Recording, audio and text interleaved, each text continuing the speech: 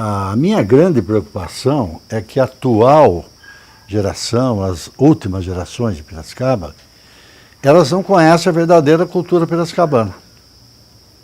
Então elas estão vendo uma Piracicaba como uma cidade comum, uma cidade sem história, né?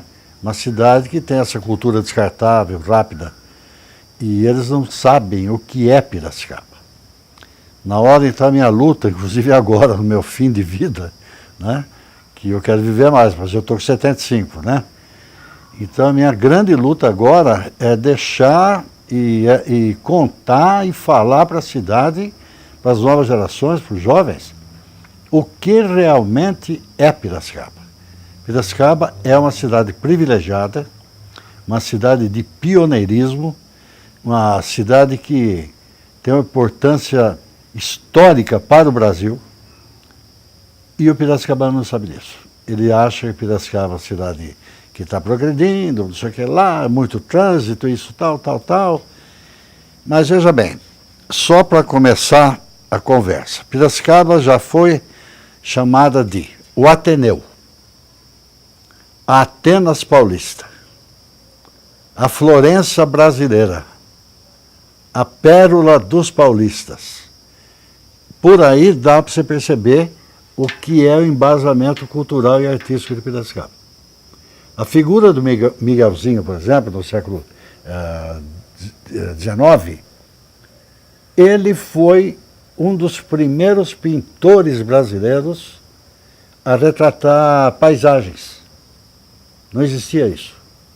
Então, Miguelzinho trouxe uma geração fantástica. Piracicaba é uma história que eu fico tão apaixonado que às vezes eu até me emociono. Então tem uma história, uma cultura realmente excepcional, singular.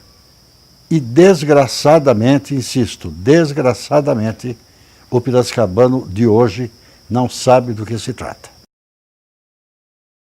Piracicaba foi a segunda cidade do Brasil a ter energia elétrica, através do Luiz de Queiroz. Piracicaba foi a segunda cidade do Brasil a ter telefonia. O primeiro a ter telefone foi Dom Pedro II. E o segundo foi Luiz de Queiroz. Então, a primeira cidade do Brasil a ter uma escola normal rural. O ensino de São Paulo, o ensino paulista, aconteceu o seguinte: o Prudente Moraes foi presidente civil da República, o primeiro, não é? Logo depois da República. Mas antes disso, ele foi, chamava-se presidente da província de São Paulo, ou seja, governador do estado de São Paulo, antes de ir para a presidência. O que ele fez? Ele precisava cuidar da educação dos paulistas. Era uma república, era um governo agora democrático, aquele negócio todo.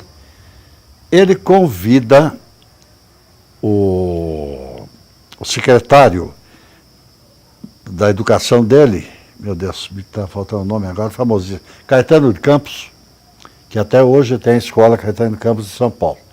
Caetano de Campos para vir a Piracicaba conversar com Miss Martha Watts, que tinha criado o Colégio Piracicabano, para que ela desse a orientação pedagógica do Colégio Piracicabano para ser instituída no estado de São Paulo. A Miss Martha Watts vai e chama Miss Watson, dos Estados Unidos, manda vir para cá para assessorar Prudente Moraes e Caetano de Campos. Então começa por aí, a educação paulista oficial, né?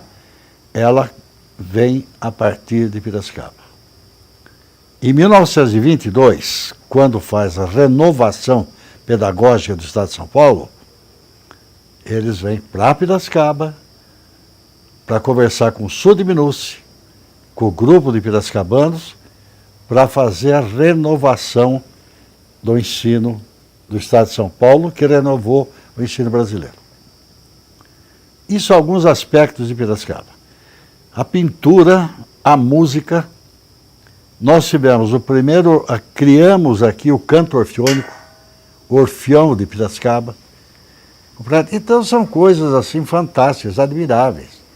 Em 1912, Piracicaba teve a Universidade Popular. Isso é inédito. Os intelectuais de Piracicaba criaram uma universidade para o povo. Então, onde é atualmente o Clube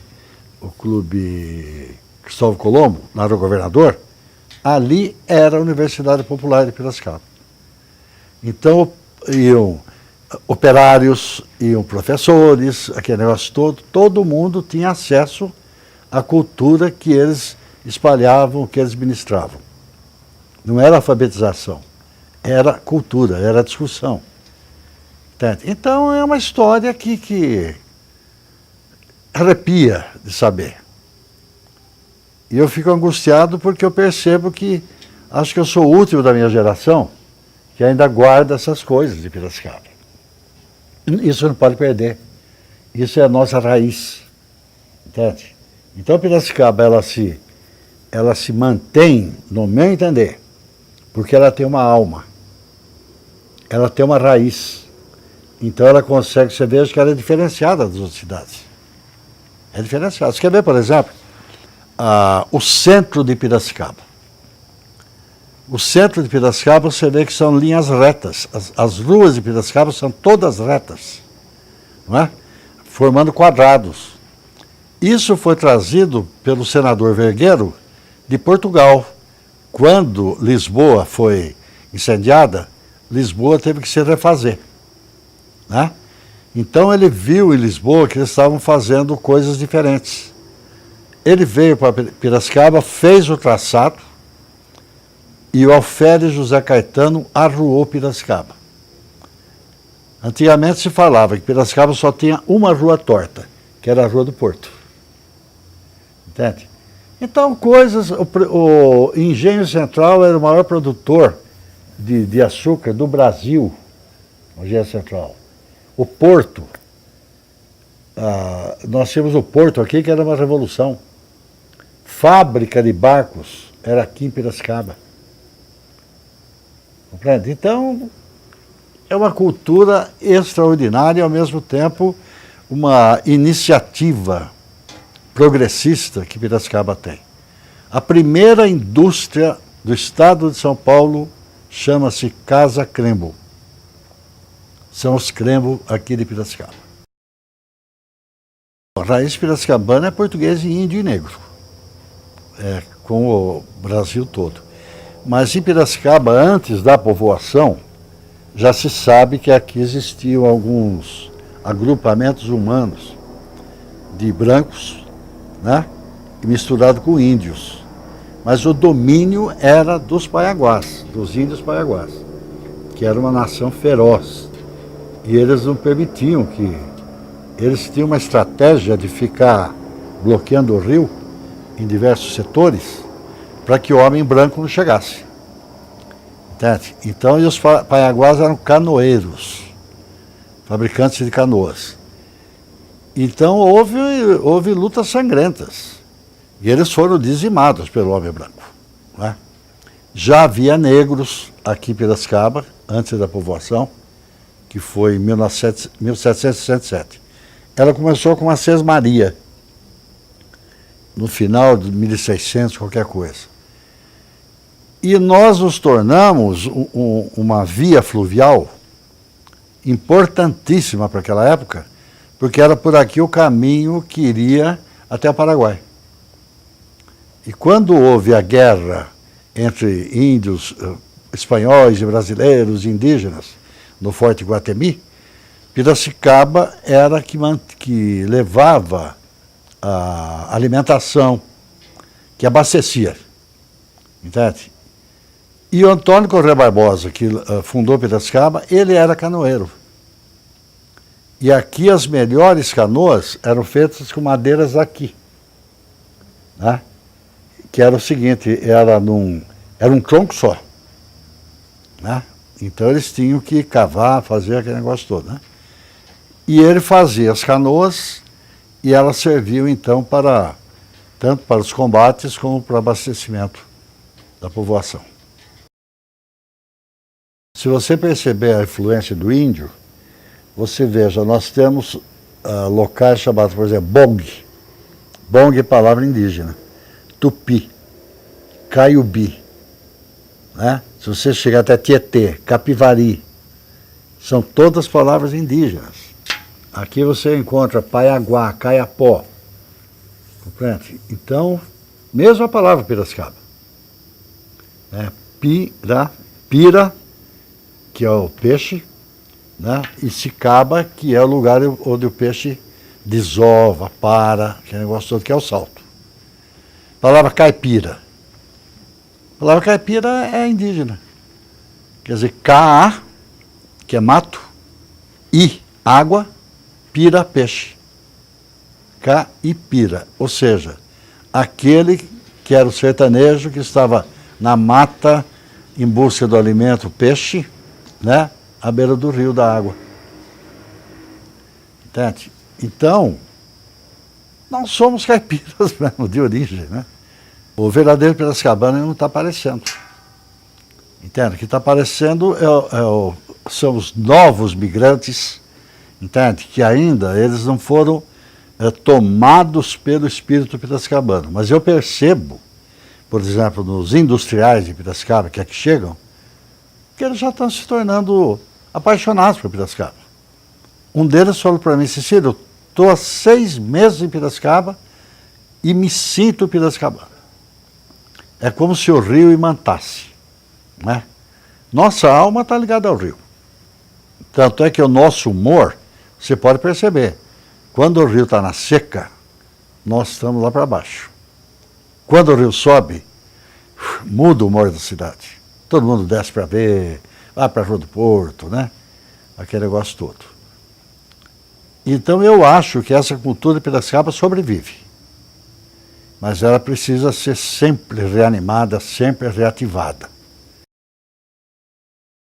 Inclusive agora a Câmara entrou com um projeto para ver se o nosso dialeto, vamos chamar assim, né? O nosso sotaque, nossa maneira de falar, a linguagem, se transforma em patrimônio imaterial. Entende? Então, nós teríamos esse patrimônio para cuidar. E eu fiquei muito feliz com isso, porque aquele livro, o Dicionário Caipiracicabano, ele passou a ser o livro oficial dessa linguagem. Entende? Então nós temos que... Eu vejo, por exemplo, minha empregada quando chega, ela fala para mim, ela me chama doutor, né? Doutor, posso ponhar o almoço? É uma delícia. Não é? É uma delícia. Então o pessoal às vezes tem vergonha do sotaque. Antigamente tinha, hoje acho que não tem mais. Porque sotaque é uma grife. Não é? É uma grife, ela marca a identidade de um povo, é a sua maneira de falar, né? A sua linguagem. Não é? Eu conto sempre que eu estava em Brasília, foi aí que nasceu a ideia de fazer a província, o jornal. Eu estava no gabinete do ministro Andreasa. E nada de ser atendido eu e outras pessoas. Nisso o secretário dele se aproximou, muito gentil, falando, pedindo desculpas, né? Era um senhor. Eu era moço. E eu não sei o que eu falei para ele. Não sei se eu falei carque moleira, ataque duro, sabe? Não sei o que eu falei. Ele olhou para mim, mas ele estava emocionado. Ele falou, Piracicaba. E eu não tenho tanto sotaque, né?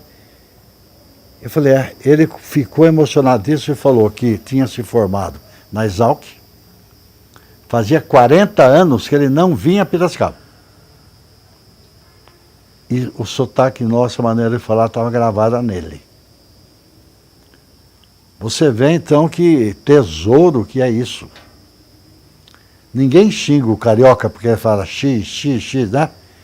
Ninguém xinga de, mas acha que caipira fala de. Entende? Então tem uma explicação até pela nossa maneira de falar. Existe uma explicação.